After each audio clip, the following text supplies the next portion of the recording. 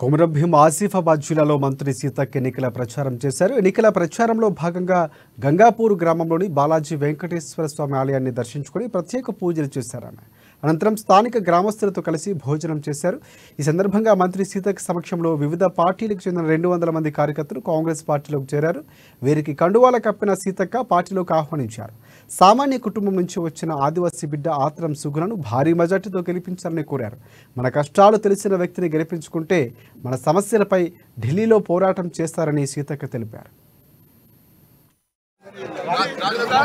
Media సోదరులకు, రెబ్బెన మండల సోదరులందరికీ పేరు పేరున నమస్కారాలు.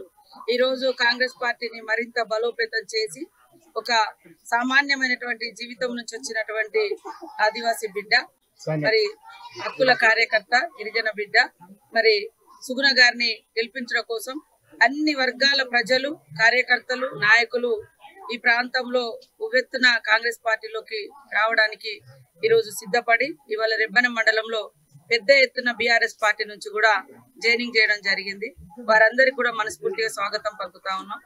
ఆదిలాబాద్ జిల్లా నాయకులు, కార్యకర్తలందరూ కూడా పాత కొత్త అనే తేడా లేకుండా అందరం సమన్వయంతో పనిచేసి ఈ యొక్క పార్లమెంట్ నుంచి చాలా రోజులైంది వాస్తవంగా ఈ పార్లమెంట్ కాంగ్రెస్ గెలిచి.